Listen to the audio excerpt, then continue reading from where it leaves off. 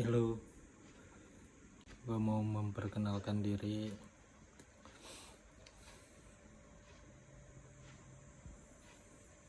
Nama gue Irfan.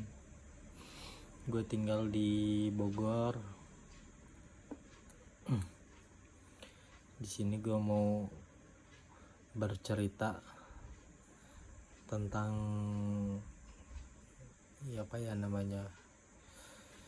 kehidupan gue lah. Gitu. Jadi kan selama ini gue bikin video aja, tapi gue nggak pernah konsisten dalam buat video itu apa gitu, karena gue jujur gue malu sebetulnya buat video begini tuh. Cuman ini gue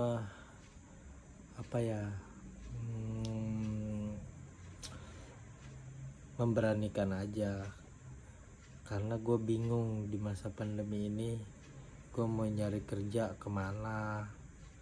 Kan susah juga kan, sementara ini gue udah 1,5 tahun gue nggak kerja, nganggur, sedangkan gue udah punya anak, punya istri. Ya lah, namanya punya anak udah pasti punya istri kan, gitu. Nah, gue mau bikin konten Mobile Legend. Sebetulnya jadi yang jadi masalah itu gue nggak bisa ngeditnya gitu kan, takutnya nggak menarik gitu, nggak menarik. Terus susah juga kalau cuman ada satu handphone gitu kan, buat nge-record gamenya sama guanya itu. Kalau nggak ada mukanya kayaknya orang nggak menarik gitu, nggak tertarik kalau nggak lihat ekspresinya. Soalnya gua nggak jago main game itu gitu. Terus mau bikin vlog susah juga, soalnya kan kalau nge-vlog tuh nggak mungkin tiap hari, gua kayak keterbatasan waktu gitu kan, waktunya yang nggak ada. Soalnya kan harus, mungkin kalau nge-vlog ya minimal harus keluar rumah gitu kan, ngapain atau beli sesuatu gitu kan, sedangkan waktunya gue nggak ada gitu. Makanya ya ini seada-adanya aja lah gue bikin gitu. Nah, kalau misalkan ada pertanyaan gitu, Bang, lo kok masih muda berani nikah? Nih gini, gue mau cerita. Gue itu nikah umur gue masih 20. Umur gue masih 20 tahun. Kenapa gue nikah? Karena gue udah capek. Jadi gue tuh masa remajanya itu bandel ya. Masa bandel gue sekolah SMA tawuran gitu kan. Sampai akhirnya gue dipecat di DO di sekolahan. Terus kebetulan keluarga gue itu jadi lagi posisinya jatuhnya, lagi ada duit enak-enak, tiba-tiba jatuh kan. Nah, sedangkan kakak gue itu waktu gue masih remaja itu kakak gue tuh lagi kuliah. Nah kan kuliah harus pakai biaya kan. Nah jadi gue kerja tuh buat bantuin orang tua gitu kan, nambahin biaya pendidikan kakak gue yang pertama gitu kan. Gue pertama kerja itu di bengkel motor. Pertama kerja gue di bengkel motor, terus sudah bisa. Nah bokap gue kerja lagi tuh di Tangerang, Karawaci nama perusahaannya Virgo. Nyupir lagi kan, emang bokap gue itu supir dari mudanya. Nah setelah masuk kerja bokap gue, nah gue disuruh ikut ngendekin tuh. Nah kebetulan gue masih umur berapa ya, itu kelas 2 SMA-an, harusnya kelas 3 lah. Gue cari pengalaman, gue ngendekin udah ya banyak suka dukanya lah gitu ya. Ngendekin gue ngalamin ngendekin gitu, ngendekin bis. Nah terus gue pindah dari Tangerang itu ke Panorama, ngendekin bis juga sama, cuman perusahaannya beda. Panorama itu kan bawa tamu-tamunya itu bukan domestik, tamunya itu tamu bule, bawa orang bule. Nah gue diajakin tuh, soalnya di situ banyak saudara-saudara gue di situ yang bapak gue ajak dulunya. Itu bapak gue itu di Panorama itu dari mobil 2 sampai sekarang ribuan mobilnya, sampai udah punya hotel tuh. Nah jadi saudara-saudaranya banyak di situ. Nah gue disitulah kerja gitu kan ya, bawa bule. Gue ngalamin tuh bawa sampai ke Bali gitu, bawa bule. Cuman gimana ya, gue tuh nggak betah. Kalau paling nggak betah gue kerja sama saudara. Nah yang bikin gak betahnya, terus saudara guanya juga jadi kayak dendam gitu ke orang tua gue. Jadi ceritanya bokap gue itu keras dulunya ke kendek-kendeknya. Jadi ya gue anaknya tuh jadi kayak dendam ke anaknya. Nah di situ udahlah gue berhenti kerja ya kan, gue berhenti kerja. Terus dari situ gue kerja ke ini, gue nganggur dulu di rumah, nganggur. Nah ibu gue masih ada tuh waktu itu.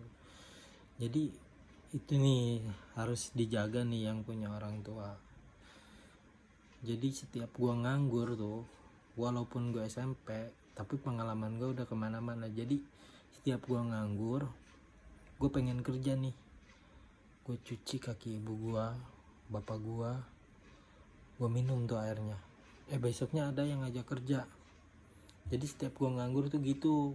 Bahkan dulu gue pernah upload tuh videonya, kalau gue setiap cuci kaki ibu gue tuh gue upload. Cuman upload di Facebook, cuman Facebooknya ada yang ngehack, udah nggak bisa gue akses lagi gitu. Terus gue kerja tuh di bengkel bubut di Tangerang. Gue kerja di Tangerang dapat berapa tahun gitu ya. Nah gue berhenti lagi. Jadi gue kerja tuh nggak pernah lama. Kalau misalkan gue bertahan, mungkin gue udah jadi orang. Soalnya di Tangerang itu biarpun bengkelnya kecil, tapi dia yang bikin mesin-mesin pabrik-pabrik besar kayak Teh Gelas, Teh Nutu di Pekalongan, itu yang bikin mesin-mesinnya itu tuh yang tempat gua kerja.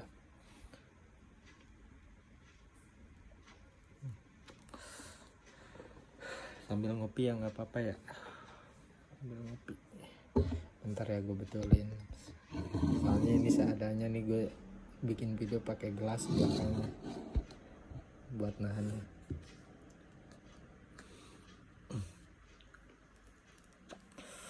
Nah terus gue berhenti ya, gue lupa lagi gue berhenti. Gue nganggur lagi tuh di kampung, gue cuci lagi kaki ibu gue. Nah besoknya gue diajak kerja sama om gue tuh, diajak kerja servis AC. Jadi dia punya kenalan tuh orang Bekasi, jadi mau buka usaha AC. Nah gue diajakin tuh kan masih muda, biarpun belum punya pengalaman ya gue cari pengalaman kan. Apa gue kerja AC terus. Nah si om gue itu ya ada permasalahan lah sama bosnya gitu kan. Nah dia dipecat, gue tetap di situ, gue suruh tinggal di showroom gitu kan. Di showroom gue kerja.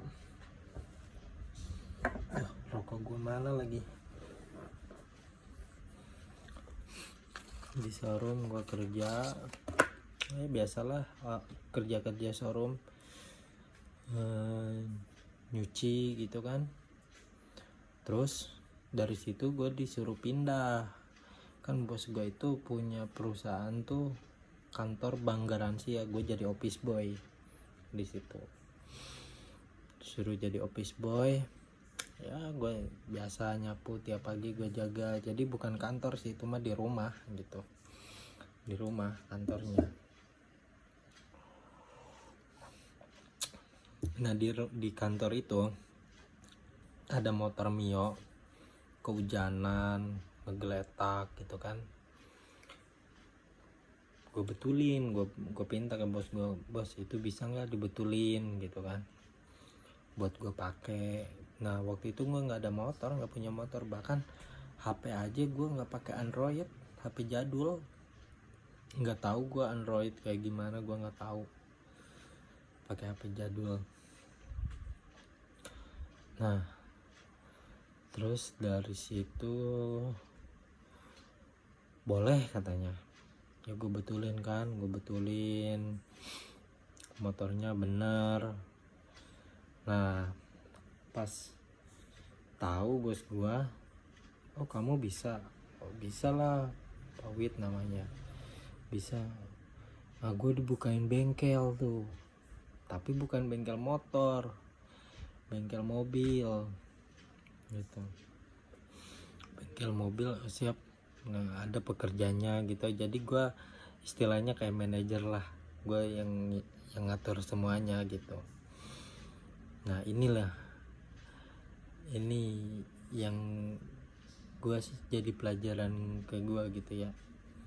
Jadi kayak ngejar dunia itu nggak ada habisnya, capek yang ada. Waktu pertama bengkel buka sepi, gue kalau diam itu gue ngomong, ya Allah, kalau misalkan gue sehari dapat 100.000 aja, 100.000 gitu ya, gue pengen istirahat ya Allah, udah cukup gitu gue dapat makan. Nah lama-lama kelamaan tuh bengkel gue pagi-pagi udah punya uang 600.000 gitu. Nah gue lupa tuh yang janji gue kalau 100.000 udah mau istirahat tuh, gue lupa. Jadi pengennya nyari lagi sampai sehari dapat 2 juta gitu kan. Jadi ya kayak gitulah dunia itu. Jadi kalau ada kesempatan jadi pengen ayo jadi lupain tuh ibadah gitu kan. Kalau masih merintis tuh wah rasanya disayang banget gitu ibadah, sampai kita tuh nggak pernah lupa gitu. Tapi kalau itu sebetulnya ujian sih sebetulnya, banyak duit itu ujian sebetulnya. Nah dari situ gue ketemu tuh sama istri gue. Emang dari 2014 itu gue udah chat dia, cuman dia nggak respon. Sampai gue pikir kan gue ada duit nih sekarang, gue coba beraniin gitu kan. Nah gue kenalan, gue main ke rumahnya, ya pacaran lah, kayak seolah-olah banyak duit lah gitu ya, namanya di kampung ya, dapat duit 2 juta sehari ya gede lah gitu. Kita kenalan, pas setelah mau nikah gue nganggur. Pas setelah mau nikah gue nganggur, tapi istri gue itu nggak ninggalin loh, bertahan sama gue sampai gue nikah tuh. Di pelaminan itu gue nggak punya uang 1.000 pun gue nggak ada. Jadi semua biaya nikah itu dari mertua gue. Itulah beruntungnya gue masih punya mertua tuh yang baik banget gitu. Gue sedih kalau nyeritain ke situ, sedih banget. Gue 2019 uang itu cuman 3 juta. Lo bayangin, gue udah gak punya orang tua perempuan pas gue nikah. Jadi sebelum gue mau nikah 3 bulan sebelumnya mama gue meninggal. Padahal dia yang udah ngasih nama, ngasih tanggal ke gue waktu. Jadi pas mau akad nikah itu, jadi pas akad nikahnya itu namanya udah dikasih nama sama mama gue tuh harus apa gitu kan.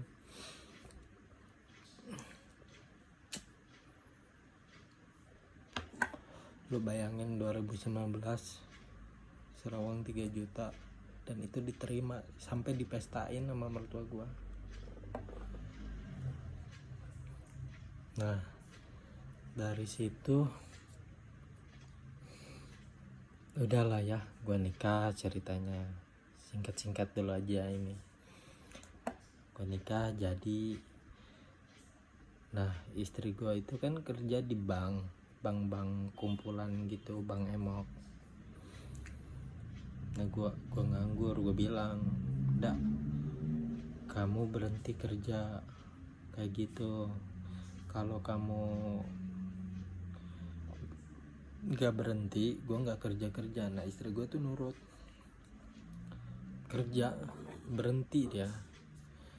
Nah besoknya tuh gue kerja langsung. Gue dilihat-lihat di dompet ada kartu nama di bengkel bubut.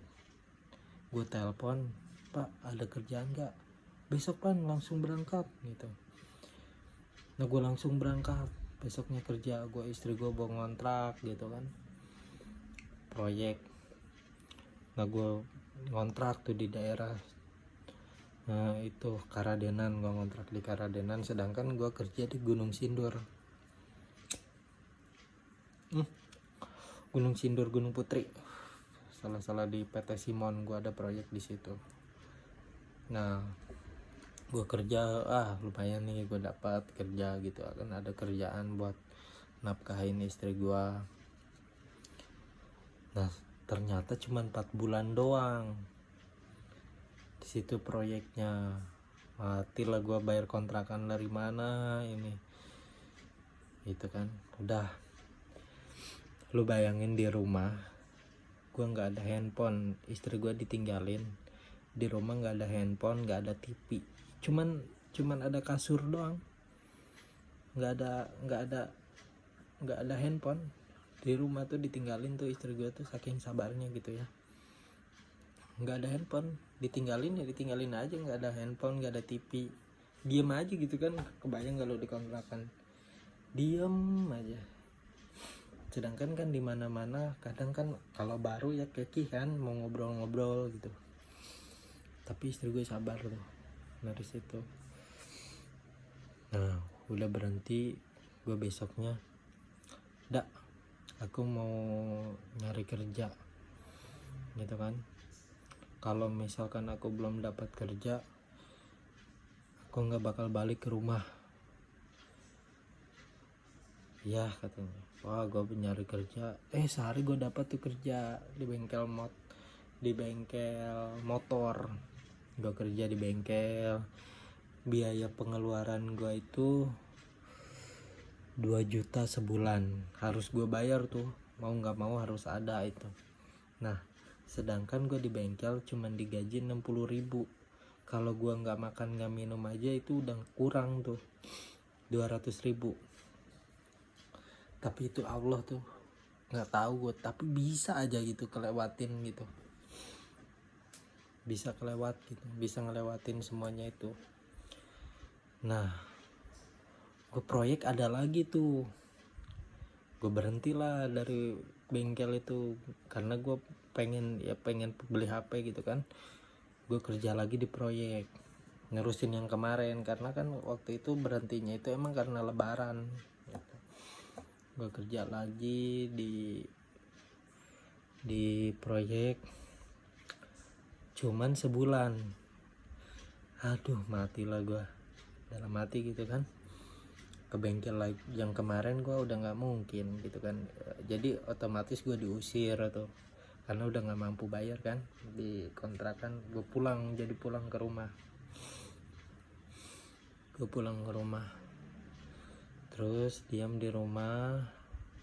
Gue ngelamar kerja lagi ke bengkel yang pertama kerja tuh. Diterima lah, kerja lagi gue di situ kan. Gue dapat sekitar 3 bulanan lah gue di situ. Terus ini ada yang modalin bengkel ke gue, ada yang mau modalin bengkel, suruh buka bengkel motor ya. Gue buka lah dari situ. Pertama itu istri gue baru ngandung anak gue tuh. Udah ada berapa bulan gitu ya anak gue, sekitar 4 bulanan lah. Anak gue udah 4 bulanan tuh gue punya usaha bengkel sendiri. Udah gue jalanin rintis, banyak orderan gitu kan, sampai gue punya ada satu pabrik tuh motornya servis ke gue semua. Wah, udah mantep dah kata gue gitu kan. Nah, anak gue lahir.